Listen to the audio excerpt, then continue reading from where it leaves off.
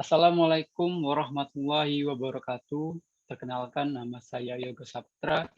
Kali ini saya akan menjelaskan materi yang telah saya rangkum pada mata kuliah Psikologi Industri. Materi yang akan saya jelaskan yaitu konflik dan negosiasi di dalam perspektif arsitektur, sosiologi, dan teknologi dan komunikasi.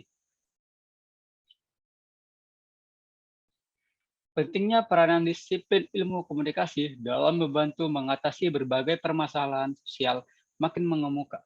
Disiplin komunikasi bersifat interdisipliner, di mana disiplin komunikasi tumbuh dan terdiri dari berbagai disiplin yang ada, baik dari kelompok humaniora, kelompok ilmu sosial dan perilaku, serta kelompok ilmu pasti alam. Artinya, disiplin ilmu merupakan salah satu sumber perspektif dalam ilmu komunikasi. Konflik negosiasi merupakan dua hal yang sering dibicarakan baik dalam percakapan sehari-hari maupun pada konteks akademik. Materi yang pertama yaitu arsitektur dan komunikasi. Melihat kaitan antara komunikasi dan arsitektur, salah satu cabang dari disiplin keilmuan dari arsitektur adalah komunikasi arsitektur. Dalam perkembangan ilmu arsitektur, kemampuan arsitek menyampaikan ide agar dapat dipahami melalui rancangan menjadi sangat semakin penting. Kesadaran yang penting dalam komunikasi memunculkan kajian baru di dalam pendidikan arsitektur bernama teknik komunikasi arsitektur. Yang pertama, teknik komunikasi arsitektur adalah seni, metode, atau keterampilan untuk mengirim dan menerima informasi arsitektural agar dapat dipahami oleh pihak yang menjadi sasaran komunikasi. Yang kedua, bentuk komunikasi utama dalam teknik komunikasi arsitektur dalam bentuk visual. Semakin kuatnya penguasaan bahasa visual akan meningkatkan kemampuan berpikir dalam ruang dan kemampuan untuk mengekspresikan ruang akan menjadi lebih baik. Yang ketiga, teknik komunikasi arsitektur menekan pada pemahaman objek dari komunikasi yaitu ruang dan arsitektur.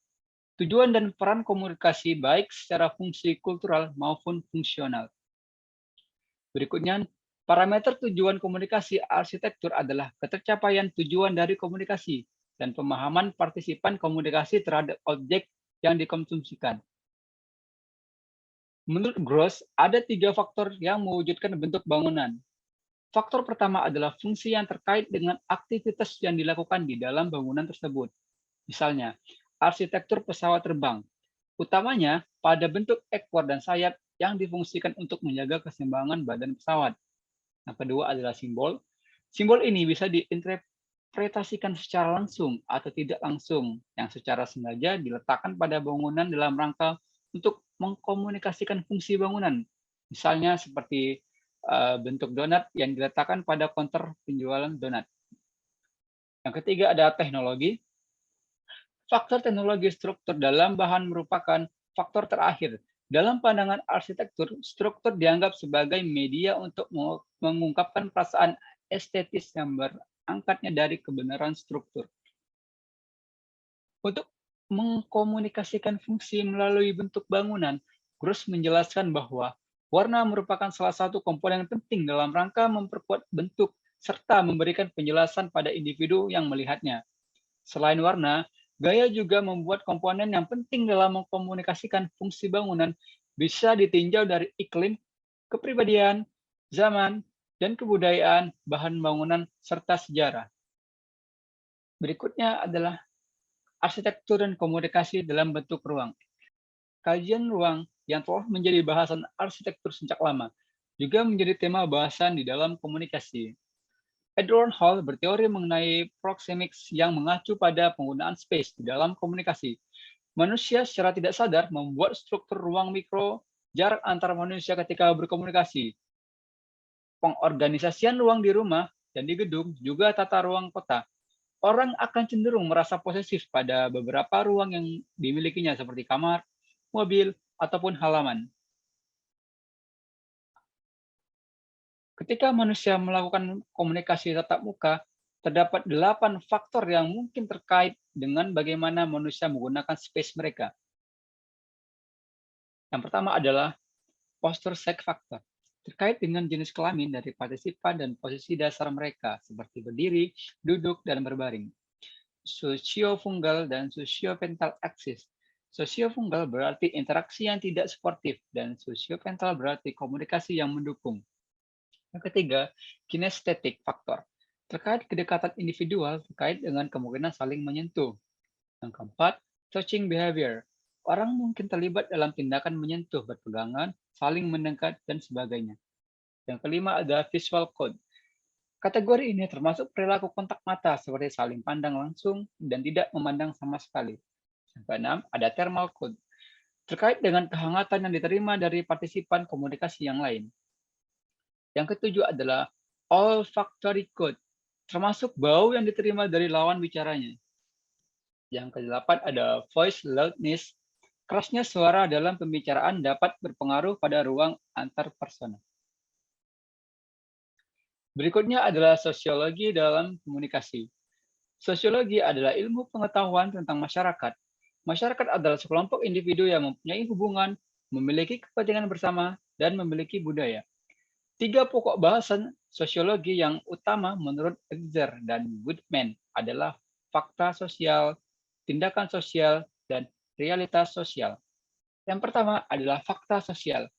Fakta sosial adalah cara bertindak, berpikir, dan berperasaan yang berada di luar individu dan mempunyai kekuatan memaksa dan mengendalikan individu tersebut. Yang kedua, tindakan sosial adalah suatu tindakan yang dilakukan dengan mempertimbangkan perilaku orang lain. Yang ketiga, sementara untuk realitas sosial terkait dengan kemampuan sosiologi untuk menyingkap berbagai tabir dan mengungkap tiap-tiap tabir menjadi suatu realitas yang tidak terduga. Berikutnya, hubungan antara tradisi keilmuan, sosiologi, dan komunikasi pada dasarnya sangat dekat karena komunikasi sendiri adalah salah satu disiplin ilmu yang dikembangkan dari pendekatan sosiologi. Salah satu pendekatan keilmuan sosiologi yang senantiasa didekatkan dengan komunikasi adalah perspektif interaksionisme, yang sering kali disebut sebagai interaksi simbolik.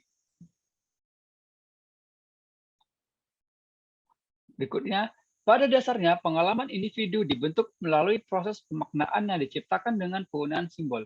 Simbol saat melakukan aktivitas komunikasi di dalam suatu kelompok, sehingga cara terbaik untuk mencapai suatu tujuan akan diperoleh dengan berinteraksi dengan orang lain dalam kelompok sosial. Berikutnya, teknologi dan komunikasi. Teknologi berasal dari kata Yunani, yaitu teknologia. Sebuah kata Yunani yang secara bebas dapat diartikan sebagai tindakan membuat atau melakukan keterampilan tertentu yang mengacu pada serangkaian proses dan pengetahuan yang digunakan orang untuk memperpanjang kemampuan manusia dan memuaskan kebutuhan serta keinginan manusia. Dengan kata lain, bagaimana manusia memodifikasi lingkungan, alam, atau sumber daya alam agar sesuai dengan tujuannya. Secara ringkas, terdapat 3 tesis McLuhan tentang teknologi. Yang pertama, environmental thesis. Teknologi atau media menciptakan lingkungan, merombak lingkungan hidup lama dan menciptakan lingkungan hidup baru serta mengubah rasa resepsi manusia. Yang kedua, extension thesis. Segala sesuatu yang bisa memperpanjang diri kita, memperpanjang kemampuan manusia untuk memenuhi kebutuhan, mengatasi kendala, dan memudahkan hidup. Yang ketiga, anti-content medium is the message. Konten tidak penting, medianya yang penting. Teknologi ini merupakan media pemuas diri. Dalam aspek kultural, terdapat tujuan, nilai, dan kode etik kepercayaan akan perkembangan awareness dan kreativitas dalam penggunaan dan penciptaan teknologi. Perkembangan penggunaan teknologi berhubungan dengan ketepatgunaan sebuah teknologi dalam masyarakat serta kebutuhan masyarakat yang nantinya akan memodifikasi teknologi tersebut. Sebagai contoh, teknologi pagar di tahun 1990-an. Dalam aspek organisasi, organisasi yang diberikan legitimasi untuk mendiseminasikan teknologi tersebut berperan penting. Komponen dalam organisasi yang akan mendukung proyek diseminasi teknologi itu antara lain pekerja, kebijakan-kebijakan organisasional, budaya organisasi, dan efektivitas serta efisiensi kinerja organisasi. Pada beberapa kasus, pertumbuhan penggunaan suatu teknologi sangat terjebak. Contohnya, teknologi antivirus lokal Indonesia. Mereka rata-rata tidak didiseminasikan menggunakan sebuah organisasi tertentu, meskipun secara teknologi tidak kalah dengan antivirus dari luar negeri. Mencermati konsep pokok dari teori yang dikemukakan oleh Marshall McLuhan dan Arnold Perkey, terlihat adanya perbedaan cara pandang dalam melihat teknologi sebagai deterministik. McLuhan melihat teknologi sebagai yang menentukan kehidupan manusia, bahkan dapat membentuk budaya baru. Selain itu juga, teknologi sebagai instrumen yang bertujuan memudahkan manusia dalam menjalankan kehidupan, memiliki kecenderungan bebas nilai. Sebagai contoh, melihat televisi menggunakan kacamata technological determinism, maka dapat diambil sebuah proporsi bahwa televisi sebagai sebuah bentuk teknologi menjadi determinan utama dalam perubahan sosial. Jika teknologi televisi tersebut dilihat menggunakan paradigma social construction of technology, niscaya teknologi tersebut muncul akibat kebutuhan manusia untuk mempermudah dirinya menjalani kehidupannya. Walaupun awalnya hanya sekelompok orang memanfaatkan teknologi, namun lama-kelamaan proses adopsi akan menyentuh setiap sisi kehidupan dalam masyarakat. Berikutnya adalah konflik dan negosiasi dalam berbagai perspektif keilmuan. Setiap kelompok dalam suatu bingkai sosial, di mana di dalamnya terjadi interaksi antara satu dengan yang lainnya, memiliki kecenderungan timbulnya konflik. Konflik sangat erat kaitannya dengan perasaan manusia, termasuk perasaan yang diabaikan, disepelekan, tidak dihargai, ditinggalkan, dan juga perasaan jengkel karena kelebihan beban bekerja. Dalam suatu organisasi, kecenderungan terjadi konflik dapat disebabkan oleh suatu perubahan secara tiba-tiba, antara lain kemajuan teknologi baru, persaingan yang ketat, perbedaan kebudayaan, dan sistem nilai, serta berbagai macam kepribadian individu. Kebijakan-kebijakan dan metode komunikasi yang diambil sangat mempengaruhi keberlangsungan sebuah organisasi dalam mempertahankan anggota dan segenap komponen di dalamnya. Berikutnya, konflik dan negosiasi dari sudut pandang arsitektur. Pandangan mengenai konflik dan negosiasi dalam arsitektur sendiri baru muncul pada awal perkembangan postmodern. Menurut Jacknes, arsitektur postmodern memungkinkan para kreatornya untuk mempersatukan sekaligus mempertaruhkan konsep-konsep arsitektur yang telah ada sekaligus memodifikasi struktur serta bahan bangunan yang digunakan. Bentuk bangunan sendiri pada akhirnya merupakan perpaduan asimetris karena membebaskan kreatornya dari struktur yang secara ketat mengingatkan mereka. Bentuk bangunan sendiri pada akhirnya merupakan perpaduan asimetris karena membebaskan kreatornya pada struktur yang secara ketat mengikat mereka. Inti dari sebuah bentuk bangunan dalam rangka pemikiran postmodern ada pada keseluruhannya. Pada bangunan di dalamnya berkonflik, tidak lantas membuat bangunan itu menjadi tidak fungsional atau tidak menemukan karakternya. Setiap konflik dalam bangunan harusnya memiliki tugas untuk mempersatukan secara keseluruhan demi membentuk makna integral sebuah bangunan. Selanjutnya adalah konflik dalam negosiasi di bidang arsitektur. Penyelesaian konflik melalui negosiasi bentuk dan fungsi bangunan pada arsitektur postmodern pada dasarnya merupakan suatu keniscayaan. Namun, konflik ada tidak untuk dibenturkan, melainkan dikreasikan untuk diakomodasi dengan bentuk bangunan dan integral. Berikutnya adalah konflik dari negosiasi dari sudut pandang sosiologi. Menggunakan perspektif sosiologi, memang ada cabang teori yang membahas khusus tentang konflik. Teori konflik adalah teori yang memandang bahwa perubahan sosial tidak terjadi melalui proses penyesuaian nilai-nilai yang membawa perubahan, tetapi terjadi akibat adanya konflik yang menghasilkan kompromi-kompromi yang berbeda dengan kondisi yang semula. Teori konflik muncul sebagai reaksi dari munculnya teori struktural fungsional. Ada beberapa asumsi dasar dari teori konflik ini. Teori konflik merupakan antitesis dari teori struktural fungsional, di mana teori struktural fungsional sangat mengedepankan keteraturan dalam masyarakat. Teori konflik melihat pertikaian dan konflik dalam sistem sosial. Teori konflik melihat bahwa di dalamnya masyarakat tidak ada selamanya berada pada keteraturan. Namun, pada suatu titik tertentu, masyarakat mampu mencapai sebuah kesepakatan bersama. Di dalam konflik, selalu ada negosiasi-negosiasi yang dilakukan sehingga terciptalah suatu konsensus.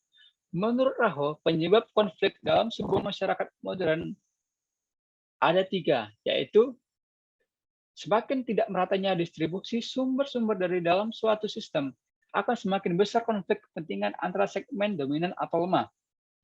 Yang kedua, segmen-segmen yang lebih lemah atau subordinate semakin menyadari akan kepentingan-kepentingan kolektif mereka akan semakin besar. Yang ketiga, segmen-segmen yang lemah dalam suatu sistem semakin sadar akan kepentingan-kepentingan kelompok mereka. Maka, semakin besar kemungkinan mereka mengorganisir untuk memulai konflik secara terang-terangan terhadap segmen-segmen yang dominan dalam suatu sistem. Berikutnya, konflik dari negosiasi sudut pandang teknologi. Beberapa ilmuwan menganggap bahwa keberadaan teknologi di dalam suatu masyarakat memiliki sifat netral, dikarenakan penemuannya yang berbasis ilmu pengetahuan. Namun, tidak dapat dipungkiri bahwa lahirnya sebuah teknologi selalu memiliki hubungan dengan kebutuhan masyarakat, sehingga netralitas kemunculan sebuah teknologi masih bisa diperdebatkan hingga kini. Contoh, teknologi 3G dalam telepon seluler yang didesain untuk memudahkan akses informasi bagi pengguna dimanapun mereka berada. Namun, pada saat teknologi ini diletakkan pada jaringan aktivitas manusia yang melingkupi keberadaan yang tidak melibatkan kegunaan secara praktis, perannya sebagai simbol status dan lainnya sebagainya, maka jawabannya sangat jelas. Teknologi 3G dalam telepon seluler tidak netral. Berdasarkan penjelasan tersebut, muncul sebuah proposisi mengenai keterkaitan teknologi dengan sikap yang dimiliki individu pengguna teknologi sebagai bagian dari masyarakat. Konflik dalam teknologi itu sendiri adalah salah satu hal yang bisa menyebabkan konflik, sekaligus memediasi negosiasi seperti yang disampaikan oleh Ines. Setiap munculnya teknologi pada akhirnya akan menghasilkan bias antara penguasa teknologi, individu yang mampu mengakses teknologi, serta pengguna teknologi itu sendiri. Bias inilah pada akhirnya memicu konflik karena terkait erat dengan reproduksi struktural yaitu kekayaan, kekuasaan, dan pengetahuan. Kesimpulannya, ilmu komunikasi, arsitektur, sosiologi, dan teknologi memiliki hakikat dasar yang berbeda. Arsitektur pada intinya adalah hasil upaya manusia menciptakan lingkungan yang utuh untuk menampung kebutuhan manusia bertempat tinggal, berusaha, atau bersosial budaya. Sedangkan sosiologi di sisi lain adalah ilmu kemasyarakatan yang mempelajari struktur sosial dan proses-proses sosial termasuk perubahan sosial. Sedangkan komunikasi secara ontologis berarti ilmu yang mempelajari interaksi. Berikutnya adalah teknologi. Berbicara tentang bagaimana manusia memodifikasi lingkungan alam atau sumber daya alam sesuai dengan tujuannya. Meskipun berbeda, tetapi ilmu-ilmu tersebut saling mempengaruhi baik secara tema kajian, teori, maupun metode penelitian. Sekian presentasi dari saya tentang konflik dan negosiasi di dalam perspektif arsitektur sosiologi dan teknologi komunikasi. Terima kasih.